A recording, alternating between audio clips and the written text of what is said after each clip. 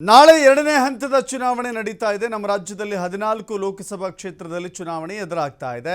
ಚುನಾವಣೆಯ ಸಿದ್ಧತೆಗಳು ನಡೀತಾ ಇದೆ. ನಾಳೆ ಮತದಾನಕ್ಕೆ ಸಕಲ ರೀತಿಯ ಸಿದ್ಧತೆ ನಡೀತಾ ಇರುವಂತ ಸಂದರ್ಭದಲ್ಲಿ ವಿಜಯನಗರದಲ್ಲಿ ಚುನಾವಣಾ ಕರ್ತವ್ಯಕ್ಕೆ ಸಿಬ್ಬಂದಿ ಗೈರಾಗಿದ್ದಾರೆ. ಒಟ್ಟು 7 ಸರ್ಕಾರಿ ನೌಕರರು ಸೂಕ್ತ ಮಾಹಿತಿ ನೀಡದೆ ಗೈರಾಗಿದ್ದಾರೆ. ಯಾವ ಕಾರಣಕ್ಕೂ ಕೂಡ ಚುನಾವಣೆಗೆ ನಿಯೋಜಿತ ಸಿಬ್ಬಂದಿ ಗೈರಾಗಕೂಡದು. ಒಂದು ವೇಳೆ ಅನಿವಾರ್ಯ ಸಂದರ್ಭ ಅಂತ ಬಂದರೆ ಅದಕ್ಕೆ ಕಾರಣ ಸಮೇತ ಒಂದು ಪತ್ರವನ್ನು ಜಿಲ್ಲಾಧಿಕಾರಿಗಳಿಗೆ ಕೊಟ್ಟು ಈ ಕಾರಣಕ್ಕಾಗಿ ಅನಿವಾರ್ಯ ಅಂತ ಹೇಳಿ ಅನುಮತಿ ತೆಗೆದುಕೊಂಡು ಗೈರಾದರೆ ಬೇರೆ. ಆದರೆ ಸೂಕ್ತ ಮಾಹಿತಿ ನೀಡದೆ ಗೈರಾದ ಹಿನ್ನೆಲೆ 7 ಜನ ಸಿಬ್ಬಂದಿಯ ಮೇಲೆ ಉದ್ದೇಶಪೂರ್ವಕ ಗೈರಾಗಿದ್ದಾರೆ ಅಂತ ಹೇಳಿ ಕ್ರಮ ತೆಗೆದುಕೊಳ್ಳಲಾಗಿದೆ. ಅವರನ್ನು ಸಸ್ಪೆಂಡ್ ಮಾಡಿದ್ದಾರೆ.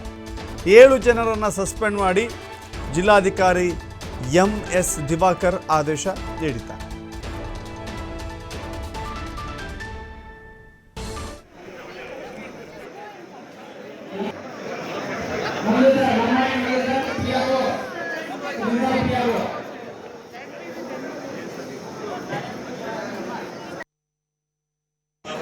ನನಗೆ ಈ 5,900 ನಮ್ಮ ಏನು ಜನಗಳನ್ನ ಅಧಿಕಾರಿಗಳನ್ನ ನಿಯೋಜನೆ ಮಾಡಿ ಅದರಲ್ಲಿ 365 ಅಧಿಕಾರಿಗಳು ಅನೇಕ ಕಾರಣಗಳಿಗೆ ರೋಗ ಅಥವಾ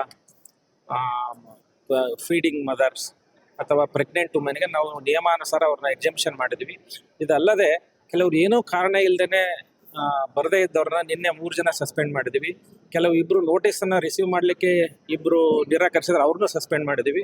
ಇನ್ನು 2 ಅಧಿಕಾರಿಗಳು ಚುನಾವಣೆಯಲ್ಲಿ ಒಂದು ಪಕ್ಷದ ಪರವಾಗಿ ಪ್ರಚಾರ ಮಾಡಿದ್ದಾರೆ ಅಂತ ಬಂದಿದೆ, ಅವ್ರನ್ನೂ ಕೂಡ ಸಸ್ಪೆಂಡ್ ಮಾಡಿದ್ವಿ.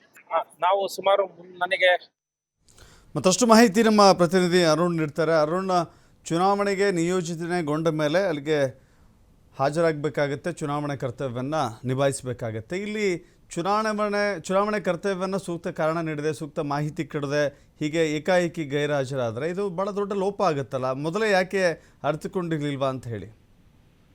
ಖಂಡಿತವಾಗಿ ದಶರಥ್, ಇದೊಂದು ದೊಡ್ಡ ಲೋಪ ಅಂತಾನೆ ಗಮನಿಸಬಹುದು. ಯಾಕಂತ ಹೇಳಿದ್ರೆ ಚುನಾವಣೆಗೆ ಮುಂಚಿತ 1 ತಿಂಗಳ ಮುಂಚಿತವಾಗಿ ಎಲ್ಲ ಅಧಿಕಾರಿಗಳಿಗೆ ನೋಟಿಸ್ ಕೊಟ್ಟಿರ್ತಾರೆ ಮತ್ತು ಕಟ್ಟುನಿಟ್ಟಿನ ಸೂಚನೆ ಕೊಟ್ಟಿರ್ತಾರೆ ಮತ್ತು 15 ದಿನಗಳ ಮುಂಚಿತವಾಗಿ ಪೂರ್ವ ತಯಾರಿಯನ್ನು ಮಾಡ್ಕೊಂಡಿರ್ತಾರೆ ಮತ್ತು ಅವರಿಗೆ ಎಲ್ಲಾ ರೀತಿಯ ತಯಾರಿಯನ್ನ ಕೊಟ್ಟಿರ್ತಾರೆ ಮತ್ತು ಅವರನ್ನ ಕೆಲಸಕ್ಕೆ ಅಣಿಗೊಳಿಸುವುದಕ್ಕೆ ಅವರಿಗೆ ತರಬೇತಿ ಸಹ ನೀಡಲಾಗಿರುತ್ತೆ. ಆದ್ರೆ ಇವೆಲ್ಲವನ್ನ ಗಮನದಲ್ಲಿಟ್ಟುಕೊಂಡು ಎಲ್ಲರಿಗೂ ಕೂಡ ಕಟ್ಟುನಿಟ್ಟಿನ ಸೂಚನೆಗಳನ್ನು ಕೊಟ್ಟಿರುವಂತದ್ದು. ವಿಜಯನಗರ ಜಿಲ್ಲೆಯಲ್ಲಿ 5,792 ಸಿಬ್ಬಂದಿಗಳನ್ನು ನಿಯೋಜನೆ ಮಾಡಲಾಗುತ್ತೆ. ಇದರಲ್ಲಿ 326 ಜನ ಮೈಕ್ರೋ ಅಬ್ಸರ್ವರ್ ಅಂತ ಕೂಡ ನಿಯೋಜನೆ ಮಾಡಲಾಗುತ್ತೆ. ಆದ್ರೆ 5,792 ಸಿಬ್ಬಂದಿಗಳಲ್ಲಿ 360 ಜನ ಗೈರಾಗುವಂಥದ್ದು. 360 ಜನ ಸಕಾರಣ ಅಂದ್ರೆ ಹೆರಿಗೆ ಇರ್ಬೋದು, ಬಾಣಂತಿ ಇರ್ಬೋದು ಮತ್ತು ಆರೋಗ್ಯ ಕಾರಣಕ್ಕೆ ಗೈರಾಗಿರ್ತಾರೆ.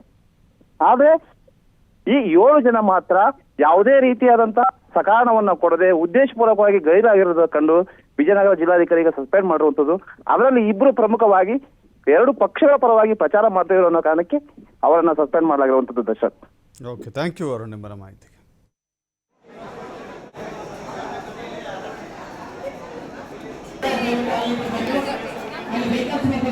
Emergency